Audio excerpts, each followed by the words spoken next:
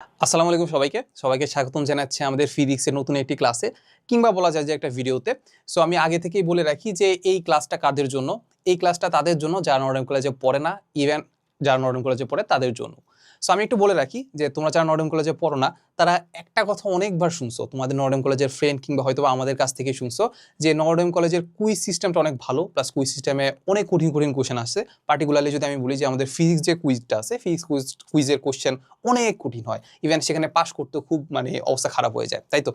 So এটা আমরা শুনে অভ্যস্ত, অ্যান্ড এটা থেকে আমরা বুঝতে পারি যে যেহেতু তারা আগে থেকেই কঠিন জিনিস পড়তে পড়তে অভ্যস্ত, এই কারণে দেখা যাচ্ছে যে অ্যাডমিশন টেস্টে নর্ডেন কলেজে পোলাপানরা এমনিই ভালো রেজাল্ট করে, তাই না? আচ্ছা, কিন্তু এটা শুনলে কি হবে? অ্যাটলিস্ট তো তোমাদের জানা উচিত যে আসলে কুইজের কোশ্চেনগুলো আসলে কেমন হয়, কিংবা কঠিন হলে কতটা কঠিন হয়, কিংবা এগুলো আদৌ আমরা সলভ করতে পারবো কিনা। সো এটা তো একটু দেখতে হবে, তাই তো? সো এই জন্য আজকে আমি তোমাদেরকে আমাদের নর্ডেন কলেজের কুইজের একটা রাউন্ডের কোশ্চেন আমরা সলভ করাবো। রাউন্ড বলতে বোঝায় যে আসলে বলা যায় যে ফিজিক্সের ধরো সাপোজ প্রথম রাউন্ডে ফিজিক্সের ফার্স্ট পেয়ারে ভেক্টর শেষ করলো, সেকেন্ড রাউন্ডে ধরো হচ্ছে ভেক্টরের পরে হচ্ছে ধরো গতিবিদ্যা শেষ করলো, এরকম এগুলোকে আমরা রাউন্ড বলি আর কি, ঠিক আছে? সো এটা আমি কত নাম্বার রাউন্ড আমি জানি না, যারা নর্ডেন কলেজে পড়তেছো তারা একটু আমাকে একটু বলে দাও যে এটা কত নাম্বারের আসলে কুইজ আর কি। তো যাই হোক, আমরা সলভ করবো হচ্ছে আমাদের অধ্যায় 5, যেটা হচ্ছে আমাদের কাজ শক্তি ক্ষমতা। সো আমি একটু বলে রাখি যে কুইজে আসলে মান বন্টন বা মার্কস ডিস্ট্রিবিউশনটা কেমন হয়। এটাতে আমাদের ফিজিক্সের ক্ষেত্রে আমাদের 10টা এমসিকিউ আসে, আর হচ্ছে আমাদের একটা সিকিউ আসে। সো 10টাতে আমাদের 1 নাম্বার করে 10 নাম্বার, আর হচ্ছে আমাদের যে সিকিউ যেটা আছে সেটাতে 10 নাম্বার, তাহলে মোট কত হচ্ছে 20 নাম্বার। সো এই 20কে আমরা 5 দিয়ে গুণ করে 100 তে রাউন্ডিং করে, ঠিক আছে? এই হচ্ছে মোটামুটি কথা। আর আমি আমার পরিচয়টা দিয়ে রাখি, আমি হচ্ছে মাহবুবুর রহমান জিপ্রান, বর্তমানে পড়াশোনা করছি বাংলাদেশ প্রকৌশল বিশ্ববিদ্যালয় বুয়েটে। আর আমি নর্ডেন কলেজের 20 ব্যাচের স্টুডেন্ট ছিলাম, অ্যান্ড আমার হচ্ছে রোল নাম্বার দেখতে পাচ্ছ, ঠিক আছে? 1-20-12-002। তো যাই হোক, সো নর্ডেন কলেজের কেউ যদি দেখে থাকো তাহলে একটু আমাকে কমেন্টে জানাবে যে তোমরা কোন গ্রুপে আসো। চলো আমরা ভিডিওটা শুরু করে দিই। সো প্রথমে আমি যেটা করব সেটা হচ্ছে আমাদের সিকিউটা একটু আলোচনা করব। সিকিউটা আমি আজকের ভিডিওতে সলভ করাবো না, আজকের ভিডিওতে আমি শুধুমাত্র এমসিকিউটা সলভ করাবো। কেন করাচ্ছি না? খুব সিম্পল কথা, এটা যদি তোমাকে করাই দিই, এটা যদি আমি খুব সিম্পলি তোমাকে করাই, তোমার কাছে মনে হবে যে না এটা খুব সহজ, এটা তো ইজিলি পারা যাবে। সো আমি তোমাদেরকে বলবো যে আমি একটু সরে দাঁড়াচ্ছি, এইটা একটু স্ক্রিনশট নিয়ে রাখো। এটা কি করো, এই যে খুব সিম্পল, এখান থেকে একটা কি করো, একটা স্ক্রিনশট নাও, কিংবা হচ্ছে ভিডিওটা পজ করে নিজে একটু প্র্যাকটিস করার চেষ্টা করো যে তুমি যদি ওই কুইজে বসতা তাহলে তুমি এই জিনিসটা পারতা কিনা, ঠিক আছে? পারলে তো ভালো, আর না পারলে বুঝবা যে না তোমার একটু পড়াশোনা করা উচিত, ঠিক আছে? তো যাই হোক, সো আমি আরেকটা পার্টিকুলার সেকেন্ড যে পার্ট আছে, ওই সেকেন্ড পার্টে আমরা সিকিউটা সলভ করাই দিব, আলাদা করে সিকিউটা সলভ করাই দিব। সো এটা থেকে তুমি একটু প্র্যাকটিস করার একটু মনোভাবটা জাগছে। এবার আমরা একটু এমসিকিউগুলো সলভ করাই দিব, এই ভিডিওতে আমরা 10টা এমসিকিউ সলভ করাই দিব, ঠিক আছে? সো এটা আসলে আমি তোমাকে ডিসক্রাইব করলাম না, এমনি বোঝা যাচ্ছে যে এখানে একটা স্প্রিং দেখতে পাচ্ছি, ওখানে একটা কি দেখতে পাচ্ছি, সরল দোলক দেখতে পাচ্ছি, দুইটা একদম মিক্স করে দিয়ে দিছে। যাই হোক, সো আমরা একটু আগাই। আমরা আজকের ভিডিওতে কি করবো, আমরা এমসিকিউ সলভ করবো। সো এমসিকিউর মধ্যে প্রথম যে এমসিকিউ যেটা দেওয়া আছে সেটা আমাদেরকে কি বলে দিছে দেখি তো, আমরা একটু পড়ি। সো বলে দিছে যে আমাদের 10 কেজি ভরের একটি বস্তু ধ্রুব বল দ্বারা, কি বলছে বলতো, এফ এফ কনস্ট্যান্ট থাকবে, ধ্রুব বল দ্বারা গতিশীল হয়ে টি ইজ ইকুয়াল টু √x-5, দেখেই তো ভয় লাগতেছে, তাই না? সো বলছে যে এত সমীকরণ মেনে চলে, ভালো কথা, একটা সমীকরণ দিছে, ওই সমীকরণটা মেনে চলে, এইভাবে সে গতিশীল আছে। সো বলছে যে যাত্রা শুরু 5 সেকেন্ড সময়ের মধ্যে কৃত কাজ কত সেকেন্ড সময়ের মধ্যে? 5 সেকেন্ড সময়ের মধ্যে কৃত কাজটা বের করতে বসে, কি বের করতে বসে? ডাব্লিউ বের করতে বসে, তাই তো? ডাব্লিউ বের করতে বসে না? যাতে আমাদের বললাম যে এটা দেখে আমাদের কি খুব বেশি ভয় লাগছে? আমাদের ওই জিনিসটা দেখে একটু ভয় লাগার কথা, যে টি ইজ ইকুয়াল টু √x-5, এটা আবার কেমন সমীকরণ? দেখো, এইটার আসলে অনেকগুলো ওয়ে হইতে পারে করা, বাট আমি তোমাকে একদম সহজ ওয়েটা বলে দিই। সহজ ওয়েটা কি বলতো, আমাদের কৃতকাজ যদি বের করতে আমরা দেখতে পাচ্ছি তার আসলে আমাদের ফোর্স কি কনস্ট্যান্ট, এখানে আমাদের চেঞ্জ কি হবে? এখানে আমাদের চেঞ্জ হবে হচ্ছে তার ভেলোসিটি চেঞ্জ হবে, তাই তো? ভেলোসিটি চেঞ্জ হবে। সো এখন এই যে ভেলোসিটিটা চেঞ্জ হচ্ছে, আমরা যদি ভেলোসিটি বের করতে পারি তাহলে সেখান থেকে কি আমরা কৃতকাজ চাইলে বের করতে পারি কিনা? কি মনে পড়ে? কোন একটা উপপাদ্য ছিল, হ্যাঁ উপপাদ্য একটা ছিল, সেটা কি বলতো, কোন একটা বস্তুর উপর যদি আমি একটা বল প্রয়োগ করি, ওই বলের দ্বারা যে কৃত কাজটা তার গতিশক্তির পরিবর্তনের সমান। এটা আমরা পড়ছি কিনা? অবশ্যই পড়ছি। তাহলে আমরা যদি বলি যে আমাদের যে কৃত কাজ যেটা বের করতে হবে ডাব্লিউ, সো আমরা এটা এখানে লিখি, আমাদের যে কৃত কাজ বের করতে হবে ডাব্লিউ, সেইটা আমাদের গতিশক্তির পরিবর্তনের সমান, এটা বলতে পারি চাইলে। আচ্ছা, সো গতিশক্তির পরিবর্তন মানে কত? ½ mv² - ½ এটা বলতে পারি। তাহলে এখান থেকে আমরা একটা জিনিস কমন নিয়ে ফেলি, সেটা হচ্ছে আমাদের এমটা কমন নিয়ে ফেললাম, তাহলে এখানে একটা ব্র্যাকেট দিয়ে এখানে v² - u², এইটা হয়ে গেছে আমাদের সেই কৃত কাজটা, এটাই আমাদেরকে বের করতে হবে। দেখো তো এখান থেকে আমরা কি জানি, আমরা বস্তুটা ভর m জানি, 10 কেজি জানি, কিন্তু আমরা v জানি না, u জানি না। ঠিক আছে, মানে 5 সেকেন্ড সময়ের মধ্যে কৃত কাজ বের করতে বলছে, তো তাহলে আমাদেরকে প্রথম যে গতিশক্তি, প্রথম যে ভেলোসিটিটা, যেটা আসলে 0 সেকেন্ডের ভেলোসিটি, আদি ভেলোসিটি, ওইটা আমরা জানি না। আবার 5 সেকেন্ড পরে যে তার ভেলোসিটিটা, সেটাও আমরা জানি না, ভিটাও জানি না। তাহলে আমাদের মেইন কাজ থাকবে ভি আর ইউটা বের করা। ব্যাপারটা বুঝতে পারছো? ওকে, সো এখন তুমি আমাকে বলো তো ভি আর ইউ বের করার জন্য আমাদের কি করা লাগতে পারে, কি করা যাইতে পারে, কি করা যাইতে পারে, চিন্তা করো। তো খুব সিম্পল কথা, আমরা চিন্তা করি যে আমাদের একটা সমীকরণ দেওয়া আছে, সমীকরণের ক্ষেত্রে আমরা জানি যে একটু ক্যালকুলাস অ্যাপ্লাই করে ডিফারেন্সিয়েশন, ইন্টিগ্রেশন করলে কিন্তু আনসারটা বের হয়ে যায়, তাই তো? আচ্ছা, এখন আমরা যদি ভেলোসিটি বের করতে চাই, তাহলে মনে আছে ওটাকে কাকে ডিফারেন্সিয়েশন করতে হয়, কার সাপেক্ষে ডিফারেন্সিয়েশন করতে হয়? আমাদের যে সরণ যেটা আছে, যেটা এক্স বলি, ওই এক্স কে আমরা টি এর সাপেক্ষে ডিফারেন্সিয়েশন করতে, কিন্তু আমাদের সমীকরণ দেওয়া আছে ভাই টি ইজ ইকুয়াল টু সামথিং দেওয়া আছে, ঠিক না? দেখো টি এর মাঝখানে কিন্তু আমাদের এক্স আছে, এই যে এক্স আছে, এই যে এক্স, এই বান্দাটা এখানে বসে আছে, বুঝতে আসছে না? তাহলে এই এক্সটাকে আমরা একটু বের করে নিলে তো হচ্ছে। দেখো তো এবার আমরা একটু সমীকরণটা লিখি। সমীকরণটা হচ্ছে আমাদের টি ইজ ইকুয়াল টু হচ্ছে রুট ওভার এক্স মাইনাস 5। তাহলে দেখো একটা কাজ করি, root over X is equal to কত হয় বলো? Root over X is equal to হবে আমাদের টি প্লাস 5। এটাতে কারো কোনো সমস্যা আছে? নাই। এবার আমরা কি করি, উভয় পক্ষ কি করে দিই, স্কোয়ার করে দিই। স্কোয়ার করলে পাচ্ছি আমাদের এক্স ইজ ইকুয়াল টু পাচ্ছি আমাদের টি প্লাস 5 হোল স্কোয়ার। তাহলে বলো তো এবার এক্স এর সমীকরণ পেয়ে গেছি কিনা? এক্স এর সমীকরণ তো পেয়ে গেছি, এবার তো ইজি। এক্স এর সমীকরণ পেয়ে গেছি, এখানে ডিফারেন্সিয়েশন করলে আমরা কি পেয়ে যাবো, ভেলোসিটি পেয়ে যাবো। তো চলো আমরা একটু করে ফেলি। এখানে আমরা এটাকে একটা বক্স করে দিলাম যে আমরা এক্সটা পেয়ে গেছি, এটাকে আমরা একটা লক করি। ওকে, সো অনেকে যারা নর্ডেম কলেজে আসো, মানে নর্ডেম কলেজে যারা আসো, তারা যদি ভিডিওটা দেখে থাকো, তাদের কাছে মনে হবে যারা ভাই অনেক স্লো যাচ্ছেন, আরো তাড়াতাড়ি যান। কিন্তু অনেকেই আছে যারা আসলে এগুলো কিছুই পারে না, এই জন্য আমি একটু স্লো যাবো, বুঝছো? সো দেখো আমরা এখান থেকে যদি যেটা দেখতে পাচ্ছি এক্স এর সমীকরণ আমরা পেয়ে গেছি। এখন আমরা যদি ভেলোসিটি সমীকরণ বের করতে চাই, তাহলে ভেলোসিটি সমীকরণ ভি ইজ ইকুয়াল টু কত হবে, ডিএক্স ডিটি। তাহলে এটা কি করতে হবে, এই যে এক্স যেটা আছে এইটাকে কি করতে হবে, টি এর সাপেক্ষে ডিফারেন্সিয়েশন করতে হবে। ডিফারেন্সিয়েশন তো আশা করি পারো। সো ডিফারেন্সিয়েশনের জন্য কি করতে হবে বলো তো? এইখানে আছে আমাদের টি, আর এখানে আছে কত, টি প্লাস 5 আছে। এখানে আছে কি টি আছে, আর এখানে আছে টি প্লাস 5। তাহলে আমরা একটা কাজ করব, টি প্লাস 5 কে টি এর মতো চিন্তা করব, টি প্লাস 5 কে টি এর মতো চিন্তা করব, বা হচ্ছে টি কে টি প্লাস 5 এর মতো চিন্তা করব। আচ্ছা, টি কে যদি আমরা টি প্লাস 5 এর মতো চিন্তা করি, তাহলে ব্যাপারটা কেমন হয়ে গেছে না, যে এইটাতে এইভাবে চিন্তা করা যায় না যে আমাদের এই পুরোটাকে ডিফারেন্সিয়েশন করব। পুরোটাকে ডিফারেন্সিয়েশন করলে কত হয় বলো তো? পুরোটাকে ডিফারেন্সিয়েশন করলে হবে এটা যে টি প্লাস 5 তো আছেই, আমাদের যে পাওয়ার যেটা আছে সেটা সামনে চলে আসছে, ঠিক আছে? পাওয়ারটা কি হয়ে যাবে বলো তো? এক কমে যাবে। পাওয়ারটা কত হয়ে যাবে, 2 - 1। 2 - 1 কত? 2 - 1 মানে কত বলো? 2 - 1 মানে কত, 1 না? তাহলে 1 আর লেখার দরকার আছে? দরকার তো নাই। তাহলে আমি পুরো জিনিসটাকে কি করলাম, এটা সুন্দর করে ডিফারেন্সিয়েশন করলাম, ঠিক আছে? ডান। এখন টি আর টি প্লাস 5 তো একই জিনিস না। তো এখন আমরা কি করতে হবে বলতো? টি প্লাস 5 কে আবার ডিফারেন্সিয়েশন করতে হবে, কার সাপেক্ষে? টি এর সাপেক্ষে ডিফারেন্সিয়েশন করতে হবে। আশা করি তো পারো। আচ্ছা, যারা বোঝো নাই তাদের জন্য আমি একটু বলে রাখি। ব্যাপারটা হচ্ছে এইটা, সাপোজ এমন কিছু একটা আছে, সাপোজ হচ্ছে এইরকম ডিএক্স, আর এখানে আছে সাপোজ হচ্ছে থেটা, কিছু একটা আছে এরকম হচ্ছে থেটা, ঠিক আছে?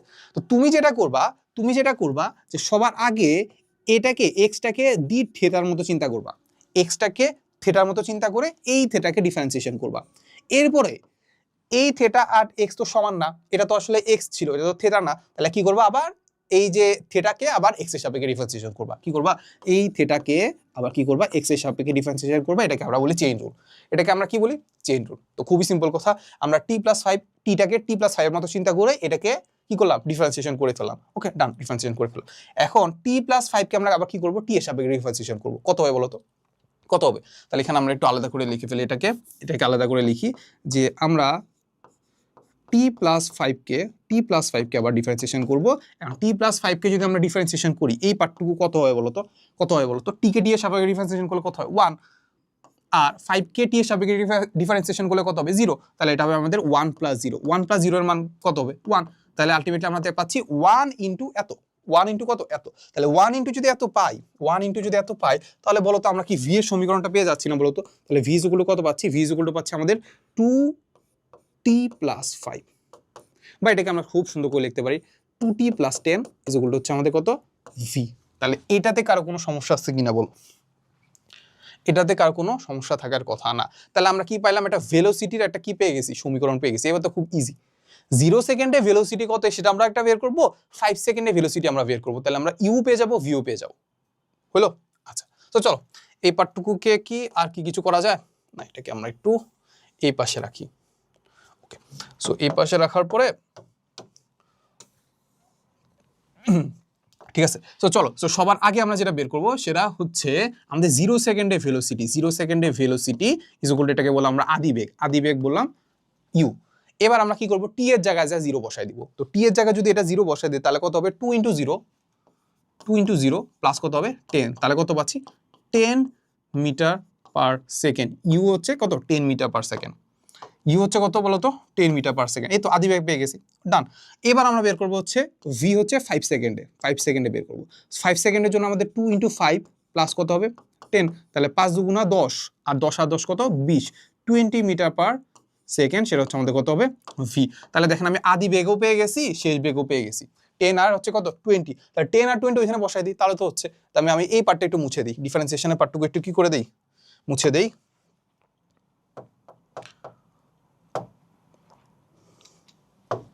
হ্যাঁ, এই পার্টটুকু যদি আমরা মুছে দিই তাহলে দেখতে পাবো যে হাফ এম, এম এর মান কত, এম এর মান কত দেওয়া আছে 10 কেজি। তারপর হচ্ছে আমাদের ভি এর মান হচ্ছে আমাদের 20 দেওয়া আছে, পাইলাম। আবার হচ্ছে ইউ এর মান পাইছি হচ্ছে 10, তাহলে এটা আনসার পুরোটা পেয়ে যাওয়ার কথা। ঠিক আছে, তো একটু ক্যালকুলেটর নিয়ে নিজের একটু ক্যালকুলেশন করার চেষ্টা করো। তাহলে আমরা দেখতে পাচ্ছি হাফ ইন্টু 10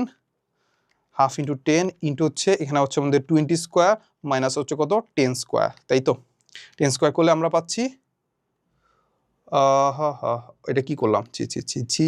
তার এর নিচে হবে হচ্ছে, আমি একটু ভুল করে বলছি, নিচে 10 দিয়ে দিছি। এটা হচ্ছে আমাদের হাফ হইলো, আর এখানে হচ্ছে আমাদের কত 10, এই তো। তাহলে আনসার পাচ্ছি হচ্ছে 1500। আনসার কত পাচ্ছি বলো তো 1500 একক কি হবে, জুল হবে। তাহলে কৃত কাজ পেয়ে গেছি, ডাব্লিউ ইজ ইকুয়াল টু কত হবে 1500 জুল। দেখো তো মিলছে কিনা, মিলে গেছে। এটাই হচ্ছে আমাদের আনসার, এটাই হচ্ছে আনসার, দেখছো। তো এটা মার্কস কত ছিল বলো তো, এটা মার্কস ছিল 1। মার্কস কত ছিল 1। একের জন্য কত কিছু করতে হয়েছে, প্রথমে যদি আমি একটু চিন্তা করি, আমাকে উপপাদ্যর কথা চিন্তা করতে হয়েছে। উপপাদ্যটা আমি সুন্দর করে লিখে ফেলছি। এরপরে আমরা দেখতে পাচ্ছি আমাদের একটা সমীকরণ ছিল, ওইটাকে আমরা একটু কাজ করে আমরা ভিটাকে বের করতেছি, ডিফারেন্সিয়েশনের কাজ ছিল, ভিটা বের করতে। ভিটা বের করার পরে ইনপুট দিছি, ইনপুট দেওয়ার পর আবার ওইটা আবার আরেকটাকে ইনপুট দিছি। সো এই হচ্ছে মোটামুটি কথা। সো প্রথম দিকে একটু কঠিন লাগতে পারে, বাট আস্তে আস্তে এগুলো কি করতে হবে, এগুলো আত্মস্থ করতে হবে। এগুলোই কিন্তু দেখবা যে অ্যাডমিশনে বিভিন্ন ইঞ্জিনিয়ারিং ভার্সিটিতে কিন্তু চলে আসছে। সো যাই হোক, সো আমরা একটু আগাই, এটা আনসার করতে হবে। আনসার হবে আমাদের 1500, ঘ নাম্বারটা, গ। এবার দেখি, এটা খুব সহজ কোশ্চেন, এটা আসলে কঠিন কিছু না। বলছে একটা স্প্রিংকে যদি আমি 10 সেন্টিমিটার, এটা বলছে যে একটা স্প্রিংকে যদি আমি 10 সেন্টিমিটার প্রসারিত করি, প্রসারিত হলে সঞ্চিত শক্তি যেটা আছে সেটা হচ্ছে আমাদের হয় ইউ, সঞ্চিত শক্তি হয় আমাদের ইউ। স্প্রিংটিকে যদি আমি 20 সেন্টিমিটার প্রসারিত করি তাহলে আমাদের সঞ্চিত শক্তি কত হবে, সেটা আমাদেরকে বের করতে হবে। ঠিক আছে, আচ্ছা। সো দেখি আমরা যদি সঞ্চিত শক্তির কথা যদি চিন্তা করি, সঞ্চিত শক্তি আমাদের সূত্র কি ছিল বলতো, ইউ ইজ ইকুয়াল টু ছিল আমাদের হাফ কে এক্স স্কোয়ার, হাফ কি কে এক্স স্কোয়ার। আমি বলতো আমি একটা স্প্রিংকে নিয়েই তো কাজ করতেছিলাম, তাই তো। তো একটা স্প্রিংকে যদি নিয়ে আমি কাজ করি তাহলে সেই স্প্রিং এর কে কি চেঞ্জ হবে, কে তো চেঞ্জ হবে না। তো কে যদি চেঞ্জ না হয় তাহলে আমাদের হাফ কে কি কনস্ট্যান্ট, হাফ কে যদি কনস্ট্যান্ট থাকে তাহলে আমরা বলতে পারি যে U is proportional to x square, U is proportional to কি এক্স স্কোয়ার। এটা চাইলে আমি বলতে পারি এক্সটা কি সরণ আর ইউটা হচ্ছে আমাদের কি সঞ্চিত শক্তি, তাই তো। আচ্ছা, এরপরে আমরা কি করতে পারি বলতো, এখান থেকে আমরা বলতে পারি, দেখো প্রথম ক্ষেত্রে যদি আমরা চিন্তা করি, প্রথম ক্ষেত্রে আমরা চিন্তা করতে পারি এইটা, যে আমাদের হচ্ছে প্রথমে আমাদের সঞ্চিত শক্তি ছিল ইউ, সঞ্চিত শক্তি কত বলছে ইউ বলছে, আর আমাদের যে সরণ যেটা ছিল সেটা ছিল আমাদের 10 সেন্টিমিটার। এই যে 10 সেন্টিমিটার, এটাকে আমি এভাবে রেখে দিলাম। ঠিক আছে, আর ওইভাবে হচ্ছে করার দরকার নেই, এভাবেও করার দরকার নেই। তুমি খুব সুন্দর একটা সমীকরণ আকারে লিখে ফেলতে পারবা না। কি হয় বলতো, এখান থেকে আমরা একটা সমীকরণ লিখতে পারি, সেটা কি বলতো, উপরে থাকবে সাপোজ হচ্ছে ইউ প্রাইম, নিচে থাকলে সাপোজ হচ্ছে ইউ ইজ ইকুয়াল টু, আমরা লিখতে পারি উপরে থাকবে আমাদের এক্স প্রাইম, আর এখানে থাকবে কত হবে এক্স স্কোয়ার। এটা চাইলে এইভাবে লিখতে পারি কিনা বলো, এগুলো তো পারো না। এরকম যদি আমাদের সমানুপাতিক থাকলে কিন্তু আমরা এরকম একটা অনুপাত আকারে লিখতে পারি চাইলে। ইউ এর জায়গায় আছে x, you prime X prime, এভাবে আমি চাইলে লিখতে পারি। তোমার যদি মনে হয় যে ভাই এই ব্যাপারটা আমি বুঝি নাই, তাহলে একাডেমিকে তোমার ঘাটতি আছে। তাও জাস্ট আমি বকাঝকা না করি, যা সিম্পলি চিন্তা করবা কি জানো, ইউ ইজ ইকুয়াল টু লিখবা হাফ কে এক্স স্কোয়ার। ঠিক আছে, ইউ ইজ ইকুয়াল টু যদি হাফ কে এক্স স্কোয়ার হয় তাহলে you prime is equal to কত হবে, হাফ কে এক্স প্রাইম স্কোয়ার। তাহলে এবার দেখো এরকম একটা ভাগ দিয়ে দেখো, তাহলে দেখবা হাফ কে কাটা যাচ্ছে, থাকলো হচ্ছে U prime X prime square U X square. ঠিক আছে, আচ্ছা। তো ইউ প্রাইমটা কি বলতো, ইউ প্রাইমটা হচ্ছে আমাদের 20 সেন্টিমিটার প্রসারিত করতে তার কতটুকু আসলে সঞ্চিত শক্তি আছে সেটা হচ্ছে আমাদের ইউ প্রাইম। তাহলে আমরা বসাই দিই 20 সেন্টিমিটার হচ্ছে আমাদের এক্স প্রাইম হচ্ছে কত হবে 20। ঠিক আছে, এবার চলে যাব এক্সটা কি বলতো, এক্সটা হচ্ছে আমাদের 10 সেন্টিমিটার প্রসারিত করতে, তাহলে এটা হবে কত হবে 10। আর ইউটা কি, ইউটা হচ্ছে আমাদের প্রসারিত করতে শক্তি কতটুকু লাগে সেটা হচ্ছে আমাদের বলে দিছে, সেটা ইউ। তাহলে ইউটা ইউ এর জায়গায় রয়ে গেল, ঠিক আছে। তাহলে আমাদের এখান থেকে ইউ প্রাইমটা বের করতে পারবো না? ইউ প্রাইমটা বের করতে পারবো কিনা বলো? পারবো। তাহলে দেখো এখান থেকে আমরা একটু দেখি, এখান থেকে আমরা যদি দেখি তাহলে দেখতে পাবো যে you prime is equal to হচ্ছে আমাদের, দেখো যে এখানে একটা স্কোয়ার আছে, এখানে একটা স্কোয়ার আছে, আমরা একটা হোল স্কোয়ারের মধ্যে নিয়ে আসতে পারি। তাহলে হোল স্কোয়ারের মধ্যে যদি আমরা নিয়ে আসি তাহলে উপরে দেখতে পাচ্ছি কত 20, নিচে হচ্ছে আমাদের 10 নিয়ে আসলাম। আর এই যে একটা ইউ যেটা আছে, ইউটা ওই পাশে গেলে কি হবে? গুণাকার হয়ে যাবে। তাহলে এখানে আমরা করলাম গুণাকারে। তাহলে দেখো এখান থেকে আমরা একটু কাটাকাটি করলে কি পাচ্ছি বলতো? এই যে দেখো এটা কাটাকাটি করলে পাচ্ছি আমাদের 2। তাহলে 2 এর উপর স্কোয়ার গেলে কত পাচ্ছি? 2 এর উপর স্কোয়ার হলে কত পাচ্ছি? তাহলে 4। তাহলে এটা হবে আমার কত? 4। ঠিক আছে, এই হচ্ছে কথা। তো এটাকে আমি তোমাকে একদম সমীকরণ আকারে লিখে দিছি, বাট এটা আসলে ওভাবে চিন্তা করা লাগে না। খুব সিম্পলি চিন্তা করবা যে আমাদের একটা স্প্রিং যদি থাকে তাহলে আমাদের কে কনস্ট্যান্ট, কে যদি কনস্ট্যান্ট থাকে তাহলে আমাদের সঞ্চিত শক্তি যেটা আছে সেটা আমাদের এক্স স্কোয়ারের সমানুপাতিক, স্মরণের সমানুপাতিক। তাহলে প্রথমে স্মরণ ছিল 10 সেন্টিমিটার, এখন কি করছি? স্মরণকে আমি কি করছি? দ্বিগুণ করে দিছি, 20 সেন্টিমিটার করে দিছি। বা প্রসারণ যেটা আছে সেটাকে আমি দ্বিগুণ করে দিছি। দ্বিগুণ যদি করে দেই তাহলে যেহেতু স্কোয়ারের সমানুপাতিক, তাহলে 2 এর স্কোয়ার কত? 4। তাহলে এটা হয়ে যাবে কত হবে? ইউটা হয়ে যাবে কত? 4 গুণ হয়ে যাবে। এই যে 4 গুণ হয়ে যাবে। তাহলে 4 গুণ মানে কত হবে? এইটা। 4 গুণ মানে কত হবে? এই যে এটা। ঠিক আছে, সো আমরা দুইটা এমসিকিউ সলভ করে ফেলছি। দুইটা এমসিকিউ সলভ করা মানে আমরা 2 মার্কস পেয়ে গেছি। 5 দিয়ে গুণ করলে 10 মার্কস পেয়ে গেছি। ঠিক আছে, চল আগাই। তোমরা কত পাইছো এটা আমাকে কেউ জানাইও। সো দেখো এখানে আমাদের কি বলছে? দুইটা স্প্রিং দেওয়া আছে, এদের স্প্রিং ধ্রুবক দেওয়া আছে। একটা হচ্ছে K1 আর একটা হচ্ছে আমাদের K2। সো আমাদেরকে যেটা বলছে যে আমাদের K1 যেটা আছে সেটা আমাদের K2 থেকে বড় হবে। সো এখানে একটা ভালো জিনিস দিছে, সেটা কি বলতো? K1 যেটা আছে সেটা আমাদের K2 থেকে বড় হবে। বলছে একই বলে প্রসারিত করছে। এখানে আরেকটা জিনিস বলে দিছে, সেটা হচ্ছে আমাদের ফোর্স সমান, একই বলে সম্প্রসারিত করা হয়েছে। একই বলে তাই কি করছে? প্রসারিত করা হয়েছে। সো এবার আমাদেরকে তিনটা জিনিস দেওয়া আছে। বলছে যে উভয় ক্ষেত্রে সম্প্রসারণ যেটা আছে, যেটা আসলে আমাদের প্রসারণ যেটা বলি আর কি, ওটা আমাদের সমান হবে না, এটা আমাদেরকে বলে দিছে। সো আমরা একটু দেখার চেষ্টা করবো যেটা সঠিক আছে কিনা। চলো দেখি। সো আমরা কি জানি? আমরা যদি জানি যে আমাদের এফ যেটা আছে, এফ ইজ ইকুয়াল টু কি বলতো? এফ ইজ ইকুয়াল টু আমরা জানি যে K x. F is equal to আমরা কি জানি? K x. এটুক জানি তো। মানে এফ হচ্ছে আমি যে বলটা দিচ্ছি, কেটা হচ্ছে স্প্রিং ধ্রুবক আর এক্সটা হচ্ছে কি তার সরণ। আচ্ছা, তো আমাদের কি বলছে যে প্রতি ক্ষেত্রে আমরা কি করছি বলতো? ফোর্সটা সেম রাখছি। এই যে একই বলে সম্প্রসারিত করছি, তাহলে ফোর্সটা কনস্ট্যান্ট। ফোর্স যদি কনস্ট্যান্ট হয় তাহলে আমরা এখান থেকে কি বলতে পারি বলতো? আমরা যেটা বলতে পারি সেটা হচ্ছে সাপোজ আমরা কেটাকে রাখলাম, না এক্সটাকে রাখলাম, suppose x is equal to আমরা লিখতে পারি কি 1/k ইন্টু এফ। সরি, এটা লিখতে পারি কিনা বলো এখান থেকে? এক্স ইজ ইকুয়াল টু লিখতে পারি 1/k ইন্টু এফ বলতে পারি। আচ্ছা, বলো তো এফটা কি কনস্ট্যান্ট? এফটা কনস্ট্যান্ট তো। আচ্ছা, এফ যদি কনস্ট্যান্ট হয় তাহলে আমরা বলতে পারি না যে x is proportional two 1/k, x is proportional two 1/k, এটা চাইলে বলতে পারি কিনা বলো?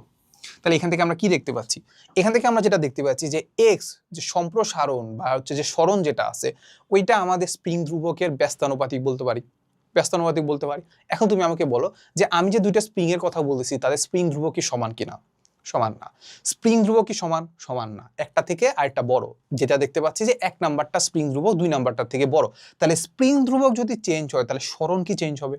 অবশ্যই চেঞ্জ হবে, ব্যস্তানুপাতিকভাবে চেঞ্জ হবে। তাহলে চেঞ্জ তো হবেই। তাহলে আমরা দেখতে পাচ্ছি যদি আমি ফোর্স যদি সমান রাখি, এই এফটা যদি কনস্ট্যান্ট রাখি, তাহলে আমার K1 যদি বড় হয় তাহলে X1টা ছোট হবে। K1 যদি বড় হয় X1টা ছোট হবে। তাহলে সম্প্রসারণ সমান হবে? হবে না। তাহলে সম্প্রসারণ হবে না, এটা ঠিক আছে। তাহলে এই 1 নাম্বারটা কিন্তু ঠিক আছে, উভয় ক্ষেত্রে সম্প্রসারণ সমান হবে না। এরপরে বের করতে বলছে কৃত কাজ বের করো। এরপরে কি বের করতে বলছে? কৃত কাজটা বের করো। চলো, সো কৃত কাজটা বের করার চেষ্টা করি। সো কৃত কাজটা বের করার চেষ্টা করি। কৃত কাজ সম্পর্কে আমরা জানি, স্প্রিং এর ক্ষেত্রে কৃত কাজ সম্পর্কে আমরা জানি কি বলো? জানি। সো দেখো কিভাবে জানি কৃত কাজ। ডাব্লিউ ইজ ইকুয়াল টু আমরা কি জানি? ডাব্লিউ ইজ ইকুয়াল টু আমরা জানি হাফ কে এক্স স্কোয়ার। কৃত কাজ ইজ ইকুয়াল টু জানি হাফ কে এক্স স্কোয়ার, তাই তো? আচ্ছা, এখন এইটা দিয়ে আমি কিভাবে তুলনা করবো বলো তো? দুইটা ক্ষেত্রে স্প্রিং ধ্রুবকের ক্ষেত্রে এটাকে আমি তুলনা করতে পারি কিনা দেখি পারি কিনা। এই যে কে যেটা আছে কনস্ট্যান্ট, মানে কে যেটা আছে যেটাকে আমরা বলি হচ্ছে স্প্রিং ধ্রুবক, যেটাকে আমরা বলি কি স্প্রিং ধ্রুবক। এখানে আমরা কি করতেছি? দুইটা স্প্রিং নিয়ে কাজ করতেছি। দুইটা স্প্রিং এর স্প্রিং ধ্রুবক ডিফারেন্ট, দুইটা স্প্রিং এর স্প্রিং ধ্রুবক কিন্তু ডিফারেন্ট। তাহলে কে কিন্তু কনস্ট্যান্ট না, কে কিন্তু আমরা কি করব? চেঞ্জ করব। এক্স যেটা আছে সেটা দেখতে পেলাম যে সরণ তো চেঞ্জ হচ্ছে, সরণ কি চেঞ্জ হচ্ছে। সো কে যদি বাড়ে তাহলে এক্স কমবে, কে যদি বাড়ে এক্স কমবে। এভাবে আমরা বুঝতে পারতেছি। কি করতে পারতেছি? এভাবে বুঝতে পারতেছি। তাহলে আমি এই সমীকরণ থেকে কিন্তু আলটিমেটলি আমি বুঝতে পারতেছি না যে আসলে আমরা কে বাড়াইলে, কে যেহেতু বড়, একটা K1 যেহেতু বড়, তাহলে আমাদের কি ডাব্লিউ কি বড় হবে না সেটা আমরা বুঝতে পারতেছি না। আমরা এটা কি করতে হবে, সুন্দর একটা ফরম্যাটে নিয়ে আসতে হবে। সো দেখো এটার জন্য আমরা একটা কাজ করতে পারি, আমাদের এই এক্সটাকে আমরা একটা কাজ করতে পারি না, এক্সটাকে আমরা কিন্তু এক্সটা কিন্তু জানি না। তোমার কি মনে হয় যে এখান থেকে আমরা কি জানি? এখান থেকে আমরা জানি শুধু কেটা, কে কোনটা বড়, কে এর যে সম্পর্কটা সেটা আমরা জানি। এখানে একটা এক্সট্রা আছে এক্স, তুই এক্সটাকে আমরা সরানোর চেষ্টা করব। কি করব? এক্সটাকে সরানোর চেষ্টা করি। চলো, সো আমরা একটু আগে তো দেখলাম যে এফ ইকুয়াল টু আমরা দেখলাম কি কে এক্স, তাহলে এখান থেকে আমরা বলতে পারি না যে এক্স ইকুয়াল টু আমরা জানি এফ বাই কে, এটা বলতে পারি।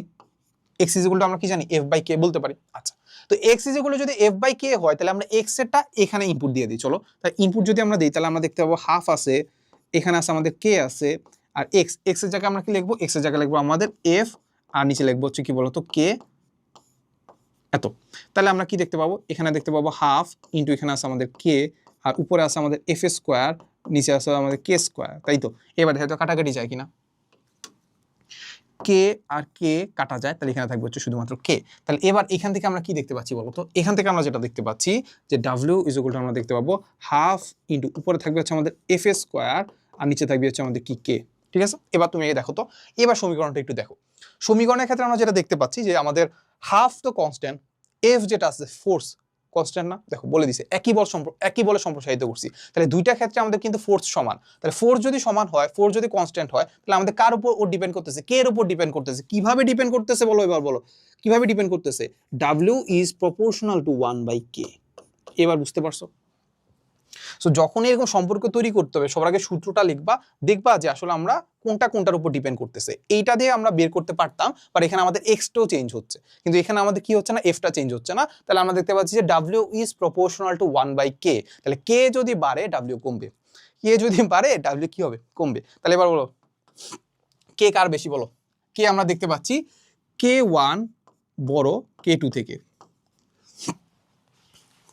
ব্যস্তানুপাতিক সম্পর্ক না? হ্যাঁ, ব্যস্তানুপাতিক সম্পর্ক। তাহলে আমরা K1 দেখতে পাচ্ছি K2 থেকে বড়, তাহলে আমরা বলতে পারি কি W1 কি ছোট W2 থেকে। তাহলে W2টা কি বড়, W2 কি বড় হবে। তাহলে W2 বড় মানে কোনটা? এই যে 3 নাম্বারটা, W2 বড় W1 থেকে। ঠিক আছে? আচ্ছা, তাহলে 1 আর 3 ঠিক আছে। তাহলে 1 আর 3 যদি ঠিক থাকে তাহলে আমাদের কোনটা হবে? এটা আমাদের আনসার হবে খ নাম্বারটা, 1 আর 3 ঠিক আছে। ডান? ওকে, সো আশা করি এগুলো পারছো। এগুলো আসলে আমার কাছে পার্সোনালি মনে হয়েছে যে খুব একটা কঠিন না, বাট তাও একটু তো মানে চিন্তা করতে হয়, বুঝছো? এই যে এখানে যে অনেক কিছু চিন্তা করতে হচ্ছে, এগুলো কিন্তু অনেকে চিন্তা করতে পারবে না। সেগুলো করতে করতে আসলে কি হবে? প্র্যাকটিস করতে করতে হয়ে যাবে। আগাই চলো, দেখো বলছে যে একটি কণাকে 45 ডিগ্রি কোণে ভূমি হতে নিক্ষিপ্ত মুহূর্তে গতিশক্তি হচ্ছে আমাদের ই, তাহলে হচ্ছে আমাদের হচ্ছে সর্বোচ্চ উচ্চতায় গতিশক্তি কত? সর্বোচ্চ উচ্চতায় গতিশক্তি কত?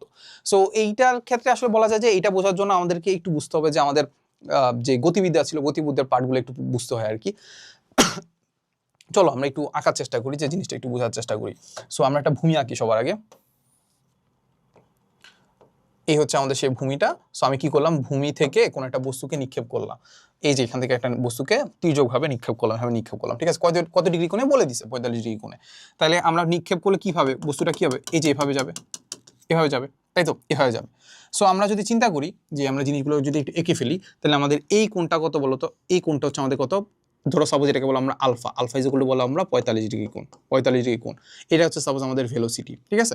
এরপরে এই মোটামুটি আমরা এঁকে ফেলছি। আর কোনো কিছু ডাটা দেওয়া আছে? হ্যাঁ, ডাটা দেওয়া আছে যে আমাদের যখন নিক্ষেপ করতেছে, এই যে এই মুভমেন্টে, এই যে নিক্ষেপ করতেছে না, এই মুভমেন্টের তার গতিশক্তি বলে দেওয়া হচ্ছে, সেটা হচ্ছে আমাদের ই।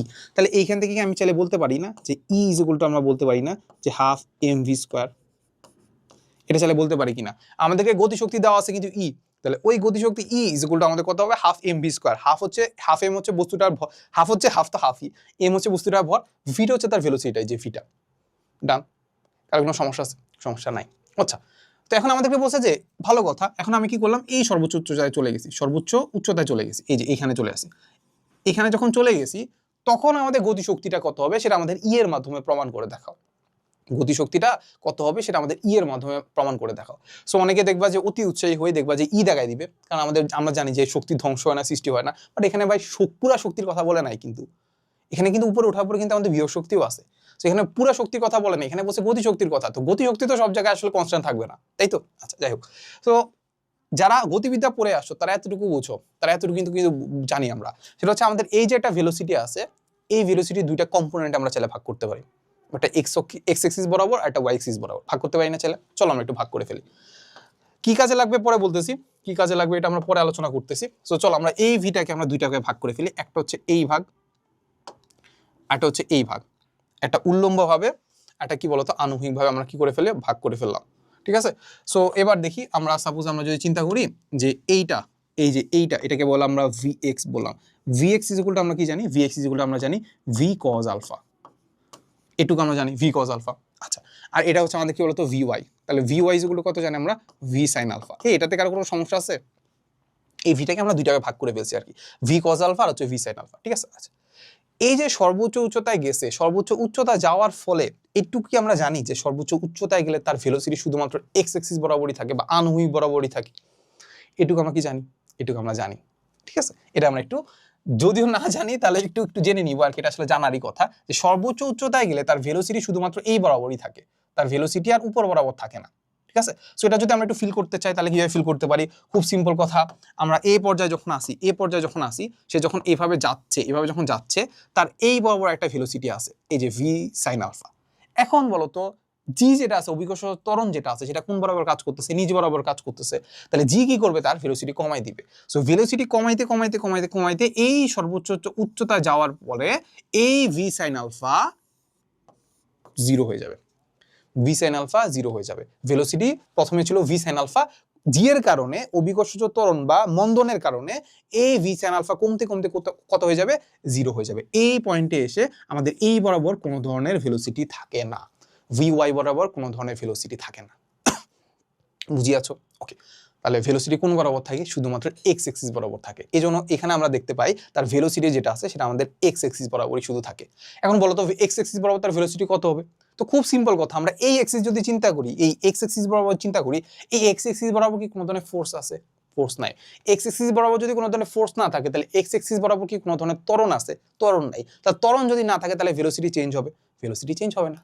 ত্বরণ যদি না থাকে ভেলোসিটি চেঞ্জ হবে? হবে না। তো তাহলে ত্বরণ যদি না থাকে, ভেলোসিটি যদি চেঞ্জ না হয়, তাহলে আমাদের এই বরাবর ভেলোসিটি হচ্ছে সেই vx v cos আলফা হবে।